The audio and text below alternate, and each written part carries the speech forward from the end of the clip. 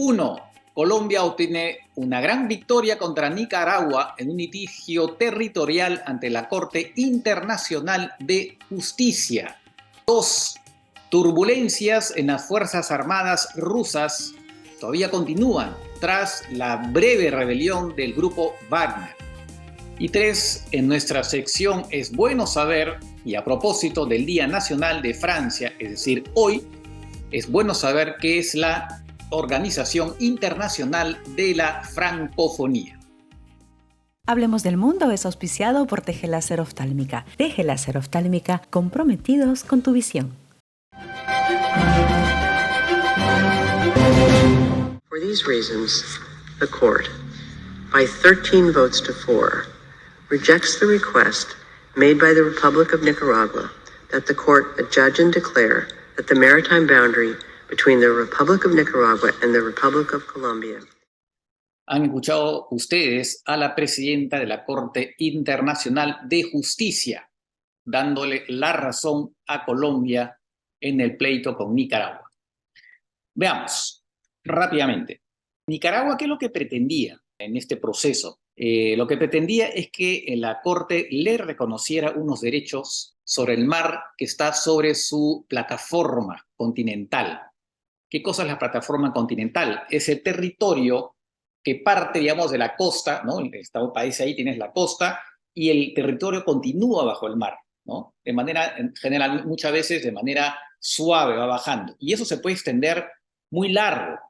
Según el derecho internacional se puede reconocer derechos hasta la milla 350 como máximo, que equivale a poco más de 600 kilómetros.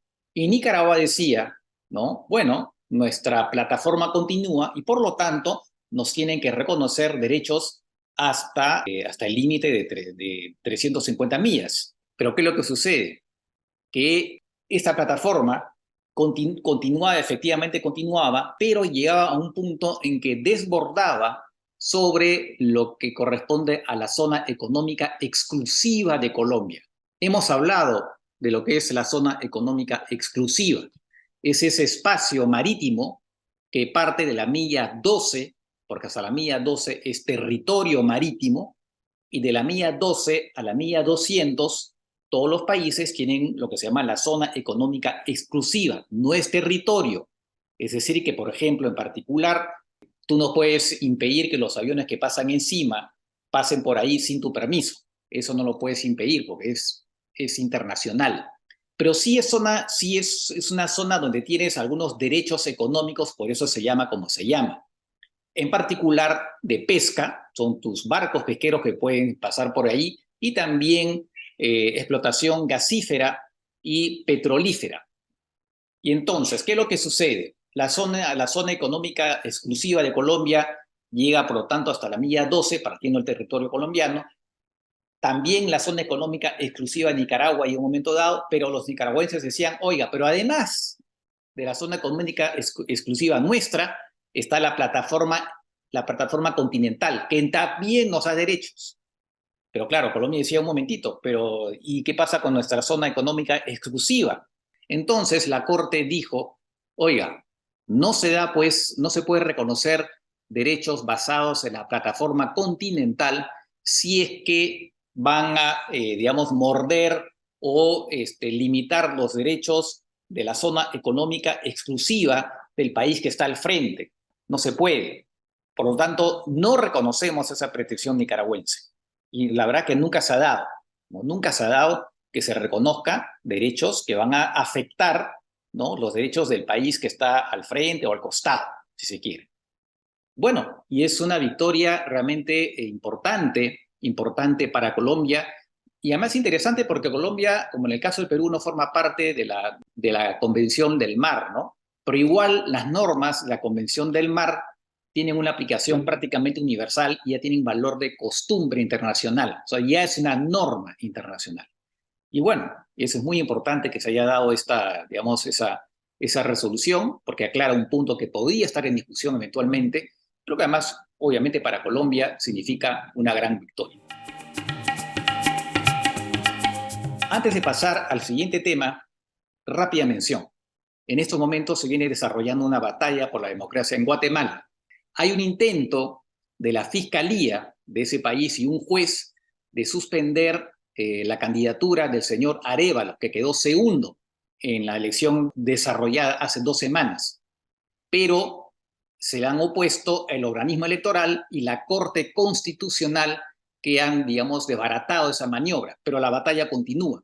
Hay que estar muy atentos porque Guatemala tiene un régimen efectivamente cada vez más autoritario y que podría estar detrás de estas maniobras de la fiscalía y de ese juez, porque están preocupados por un candidato que ha señalado que va a luchar contra la corrupción. Mucho ojo a lo que está pasando en Guatemala en estos momentos. Pasamos ahora a las turbulencias en las Fuerzas Armadas rusas, tras esta rebelión que duró apenas un día, un poquito más tal vez, pero en todo caso muy breve rebelión del grupo Wagner, liderado por el señor Prigozhin.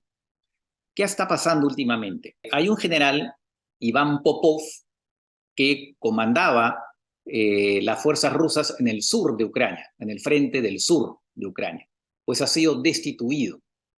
¿Y por qué ha sido destituido? Porque aparentemente en una reunión expresó una serie de quejas respecto del manejo de la guerra por la cúpula militar.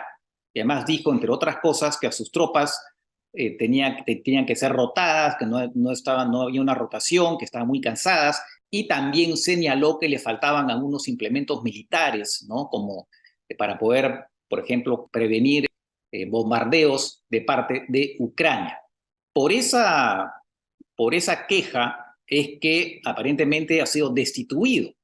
Y él lanzó un mensaje, después de la destitución, lanzó un mensaje a sus tropas, ¿no? Y ese mensaje ha sido divulgado por un diputado de la Duma, que es el parlamento ruso. Y en ese mensaje se ve al general Popov diciendo que lo que se ha producido, su destitución, constituye una especie de cuchillo plantado en la espalda, una especie de traición que afecta al ejército ruso en el peor momento.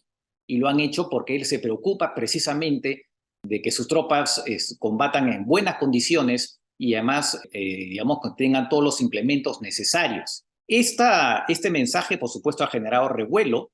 Hay una serie de blogueros militares que apoyan esta postura y que se suma a lo que ya había señalado el propio Prigozhin, ¿no? De la manera como la guerra estaba siendo conducida por la cúpula militar encabezada por el ministro de Defensa Shoigu y también el jefe del Comando Conjunto de las Fuerzas Armadas, el general Geramisov, jefe de Estado Mayor de las Fuerzas Armadas, el general Geramisov, y que además está a cargo directamente del manejo de la guerra también, además de su cargo de jefe de las Fuerzas Armadas, del Estado Mayor de las Fuerzas Armadas.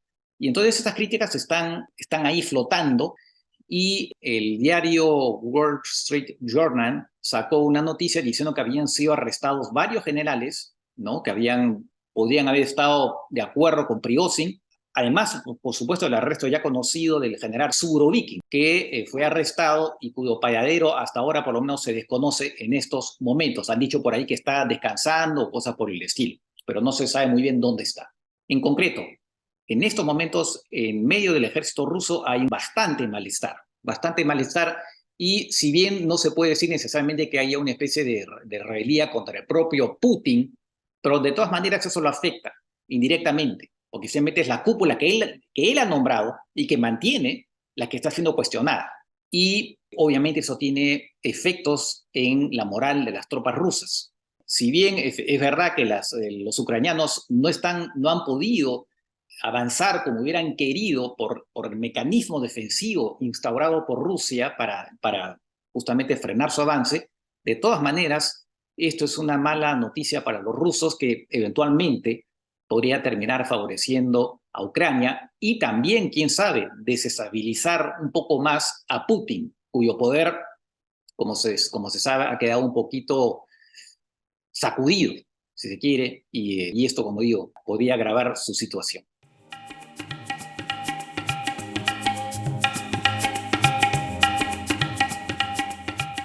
Pasamos ahora a nuestra sección Es Bueno Saber. Y es bueno saber qué es la Organización Internacional de la Francofonía. a propósito del Día de Francia, el 14 de julio. Esta entidad intergubernamental fue creada en 1970 en Níger, o sea, ya ha cumplido 53 años. Reúne a 88 países, pero no todos son miembros plenos, ¿no? Son 54 que son miembros plenos, 7 asociados y 27 observadores. Es un organismo que reúne sobre todo países en los que se habla francés en mayor o menor medida, en algunos es idioma oficial, como 29 países, pero también países en los que se tiene interés en el francés, ¿no? ¿Cuántas personas hablan francés en el mundo? Alrededor de 300 millones de personas, o un poquito más, y en el caso español son alrededor de 500 millones, ¿no? En todo caso, el francés se habla bastante finalmente en el planeta.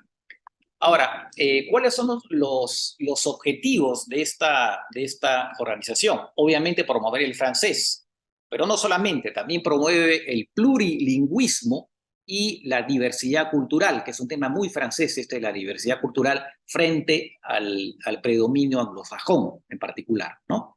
Pero también promueve la paz, la democracia, los derechos humanos, cooperación económica, y por supuesto también se enfoca mucho en las mujeres, los jóvenes, y lo que sería un poco la economía del Internet. De alguna manera busca promover eso también. ¿Cuáles son sus organismos, digamos, principales? Está la cumbre, cada 2 años reúne a los jefes de Estado y de Gobierno. Está la conferencia ministerial y el consejo ministerial. Y además hay una asamblea parlamentaria que reúne a parlamentarios de los parlamentos nacionales. Obviamente no se elige a parlamentarios para esto específicamente, pero son parlamentarios de los diferentes congresos de los países miembros. Y también hay una secretaria general, que es la ruandesa Louise Mushikiwabo, que ha sido elegida en 2019 y acaba de ser reelegida para 4 años más.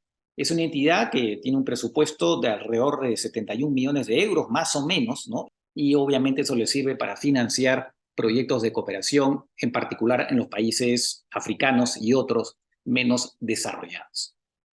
Y bueno, es esta organización que promueve no solamente el francés, sino la cultura en general, y es una herramienta también, como no decirlo, del soft power francés, como parte de su diplomacia. No hay que olvidar que en realidad hay más gente que habla francés fuera de Francia que en Francia, porque hay tantos países francófonos, en particular en África. Muy bien, hemos llegado al final de esta edición. Que estén bien, cuídense y nos encontramos en la próxima. Chau, chau.